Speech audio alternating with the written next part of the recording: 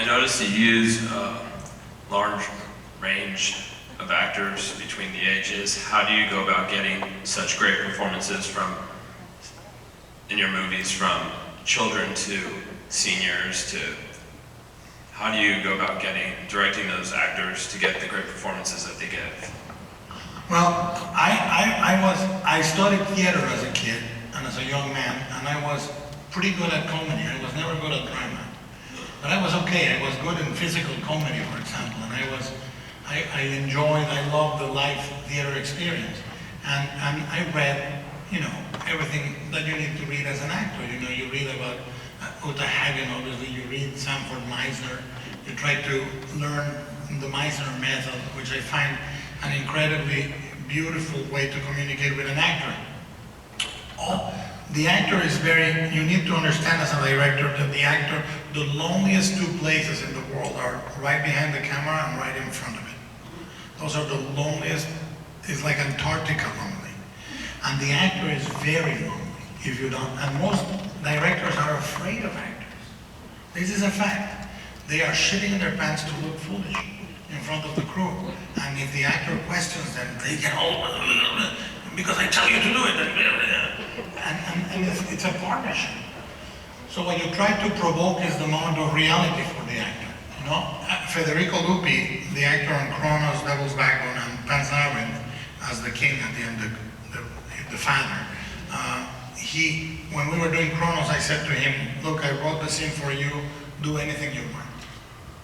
And he said, no, you don't understand. Freedom is impossible if you don't give me a space to be free in.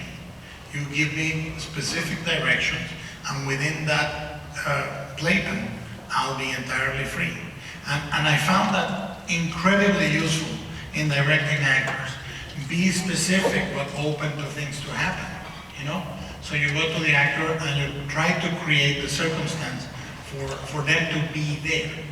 The actors want two things: to be there and to be, to be able to experience the moment. Now you can do anything with a child actor. I use tricks, like the girl in Panzarvin, almost no tricks.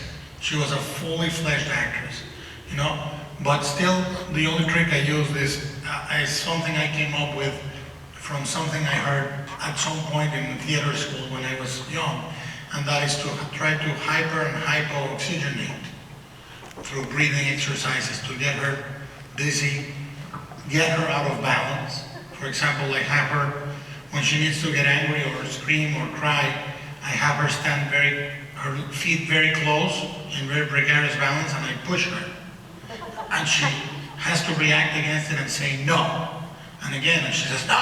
And she gets angrier and angrier and angrier until she's really angry, and then we roll. There's a great moment in Devil's Backbone that is horribly simple.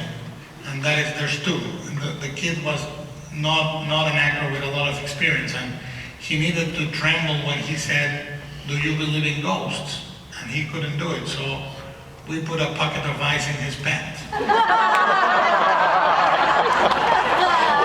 And after 5 minutes, he was trembling. He should be in jail. And then at the end, he needed to cry. And he was not crying, and I pulled a Visconti on him. I said to him, you are not capable of doing this. You lied to me. You said you were an actor. And he started crying, and I said, roll. I am a motherfucker.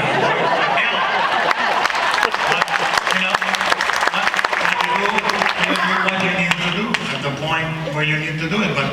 And then he was happy. He was super happy that he got the take. And so on and so forth. But I tell you, the best thing as a director that you can do to direct actors is act.